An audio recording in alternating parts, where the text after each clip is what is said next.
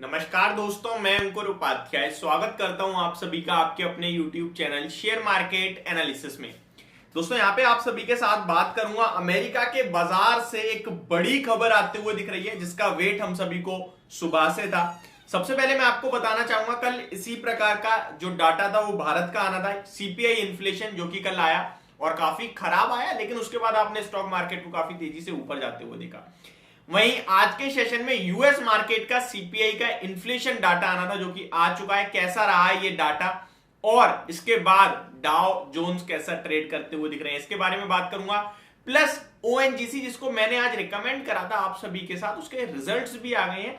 हालांकि रिजल्ट्स कैसे हैं वो मैंने भी चेक नहीं करे हैं, बट हाँ इतना जरूर है डिविडेंड आ चुका है ₹4 पर शेयर का, तो उसके बारे में भी डिस्कस करेंगे। तो चलिए स्टार्ट करते हैं वीडियो को, एक करके सारे आप सभी के साथ टॉपिक्स को डिस्कस करता हूं। सबसे पहले स्टार्ट करते हैं ग्लोबल मार्केट से। यूएस का जो सीपीआई इन्फ्लेशन आया है, यानी कि महंगाई दरें मंथ ऑन मंथ दिसंबर के सामने जनवरी में महंगाई दरें बढ़ी हैं या घटी हैं।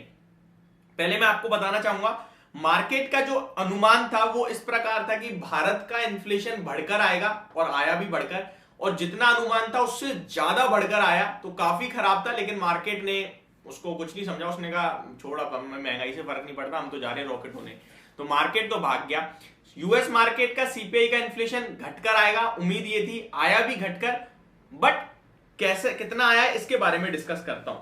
सबसे पहले मैं बता दूं यहां पे यूएस का सीपीआई इन्फ्लेशन जनवरी मंथ का 6.4% पे आया है, 6.5% से घटकर मंथ ऑन मंथ। तो बिल्कुल स्लाइटली कहीं ना कहीं घटता हुआ दिखा है इन्फ्लेशन, ज्यादा कोई कमी नहीं आई है, हल्की सी गिरावट है। अनुमान बाजार का जो था वो 6.2% पे इन्फ्लेशन का डाटा आएगा इस प्रकार था, लेकिन उसके सामने 6.4% पे आया है। दैट मींस हमको जिसे अच्छा तो नहीं मानेंगे, यानी कि हो सकता है आपको अभी फेड चेयरमैन जेरोम पॉवेल साहब जो रेट हाइक्स है उसको रोकेंगे नहीं, मुझे लगता है, और बढ़ाएंगे ही अभी तो, और उम्मीद भी कुछ इसी प्रकार है। वहां पे तो अभी रुकने का कोई उम्मीद लगी ही नहीं थी, बढ़ेंगी, बट कितनी ज्यादा बढ़ेंगी ये देखने वाली बात है। 25 बेसिस पॉइंट, 35 बेसिस पॉइंट या फिर 50 बेसिस पॉइंट पे दोबारा रेट हाइक पहुंचेगा, लेट्स सी। इसके बाद यूएस मार्केट में एक शार्प गिरावट देखी आपने, गैप डाउन ओपनिंग देखी, अराउंड 34,000 का डाउ जोन्स लो लगा के शार्प रिकवरी दिख रहा है, 250 पॉइंट ऊपर आ गया नीचे से, और अगर देखें तो लाल निशान में अभी भी 30,241 के लेवल्स पे ट्रेड कर रहा है, एंड आज का लो 30,000 का है। तो आप देख सकते हैं गैप डाउन ओपनिंग हुई, लेकिन मार्केट में उसको कुछ मतलब नहीं रहा। जैसे हमारे बाजार में इन्फ्लेशन के डाटा को जीरो वैल्यू दी गई, वैसे ही यूएस में भी यूएस मार्केट के इन्फ्लेशन डाटा को जीरो वैल्यू दी जा रही है, यानी कि बाजार रिएक्ट नहीं कर रहे हैं नेगेटिव पे, पॉजिटिव ही रिएक्शन देते हैं। लेट्स सी आज की क्लोजिंग का आती है, वो बहुत इंपॉर्टेंट रखती है अपने आप में, क्योंकि हम लोग इन्फ्लेशन के डाटा खराब होने के बावजूद काफी ऊपर गए। उसके पीछे का एक ये भी रीजन था कि यूएस मार्केट में कल बड़ी तेजी आ गई, तो वो एडजस्ट कर दिया हमने। लेकिन आज अगर यूएस मार्केट का इन्फ्लेशन डाटा खराब आया है, जैसा कि उस पर नेगेटिव रिएक्शन यूएस का आया, तो डेफिनेटली हम कल नेगेटिव हो जाएंगे, बट लग नहीं रहा है क्योंकि शार्प रिकवरी आई है। तो लेट्स सी, इसको प्रिडिक्ट नहीं करते हैं अभी से, यहीं छोड़ देते हैं। बट हाँ, इन्फ्लेशन का डाटा उम्मीद से कम अच्छा आया है, ये साफ दिख रहा है।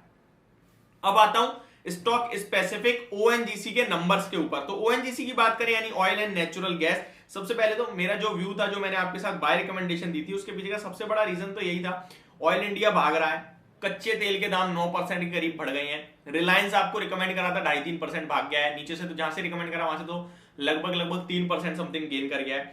तो ये सब चीजें अच्छी दिख रही हैं, और इसी के चलते, और चार्ट पैटर्न भी देखोगे अगर आप ओएनजीसी का, तो काफी स्ट्रॉन्ग और काफी अच्छा दिख रहा है। तो ये सारी चीजें बढ़िया दिख रही थी, तो मैंने आपको रिकमेंड करा, और स्टॉक में बढ़िया मूव भी दिख रहा है। छोटे टारगेट 152 to 155 है, और अगर आप इसको पोजिशनली मीडियम टर्म के लिए होल्ड करते हैं 3 से 6 महीने, तो 170 तक स्टॉक जा सकता है। पीएसयूज में सब में रैली बनी है, ये स्टॉक अभी भी नहीं चला, बट लगता है अब चलेगा। ओएनजीसी का स्टैंड अलोन जो पैट है यानी प्रॉफिट आफ्टर टैक्स आया है, वो आया 11,045 करोड़ पे क्वार्टर 3 का, up by 26% year on year basis, and declares ₹4 dividend. तो ये तो हो गई आपके लिए हेडलाइन। अब आते हैं थोड़ा डिटेल में। Leading oil and gas producer ONGC earned a standalone net profit of 11,044 crore in the third quarter of FY23, rising around 26% from a profit of 8,763 crore a year ago same period। यानी 8,763 करोड़ से profit बढ़कर 11,044 करोड़ का आता हुआ दिखा है साल दर साल। The government owned firm recorded a decline in the production of crude oil and gas on Tuesday that company declared a second interim dividend of ₹4 पर इक्विटी शेयर। तो ये बड़ी कहीं ना कहीं अपडेट आती हुई दिख रही है। एंड ज्यादा कुछ डिटेल्स अभी यहाँ पे आई थिंक आई नहीं है। डायरेक्ट बीएससी की साइट पे चलते हैं, बीएससी की साइट पे जाके देखते हैं कुछ ज्यादा डिटेल्स हमें मिल रही हो तो डेफिनेटली बीएससी की साइट पे पूरा का पूरा हमें रिजल्ट मिल जाएगा।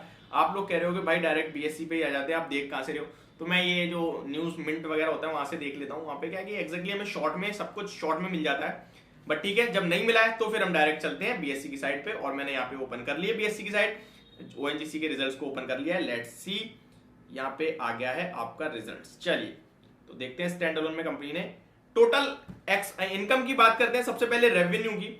तो 41,850 करोड़ से घटकर 40,000 करोड़ पे आया है revenue. Year quarter on quarter घटा है। ईयर ऑन ईयर देखे तो 30,000 के सामने 40,000 आया, तो शानदार जंप है, 30% के समथिंग का जंप दिख रहा है। खर्चों की बात करें, टोटल एक्सपेंसेस कंपनी ने जो करे हैं लगभग 25,490 करोड़ के सामने 25,322 करोड़ के, तो स्लाइटली एक्सपेंसेस को रोकने की कोशिश करी है कंपनी ने क्वार्टर ऑन क्वार्टर बेसिस पे। ईयर ऑन ईयर बेस पे तो काफी हैवी जंप है। अब ऑब्वियस बात है, कारोबार बढ़ाओगे तो खर्चे तो बढ़ेंगे ही बढ़ेंगे। 18,541 करोड़ के सामने 25,322 करोड़ के खर्चे आए हैं। पैट में आप सभी के साथ ऑलरेडी डिस्कस कर चुका हूं, तो पैट एक बार दोबारा डिस्कस कर लें। 11,044 करोड़ पे आया है। ईयर ऑन ईयर बेसिस पे बड़ा जंप है। क्वार्टर ऑन क्वार्टर भी देखें तो लगभग घटकर आया है। क्वार्टर ऑन क्वार्टर घटा है, ये आपको मैं बता दूं, 12,825 करोड़ के सामने 11,044 करोड़ पे आता हुआ दिखा है। अब आते हैं इसके अर्निंग पर शेयर पे, जो कि मेरे लिए एक डायरेक्ट इंडिकेशन होता है कि नंबर्स कैसे हैं।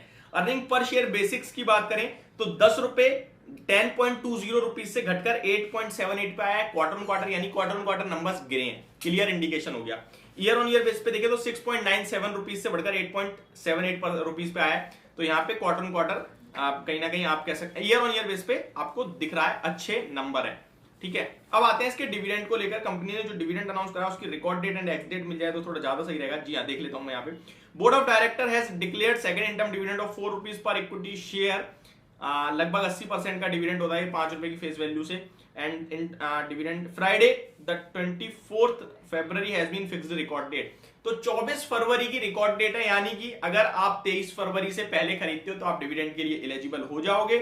और इनमें जो डेट दी गई है वो 16 मार्च से पहले आपके बैंक अकाउंट में आपका डिविडेंड का पैसा क्रेडिट हो जाएगा। तो ये मेरी तरफ से ओएनजीसी के रिजल्ट्स के ऊपर update and plus US market के इन्फ्लेशन का डाटा जो आया था वो मैंने शेयर करा। होप आपको वीडियो समझ और पसंद दोनों आई होगी। Thank you so much for watching this video. Have a great day guys.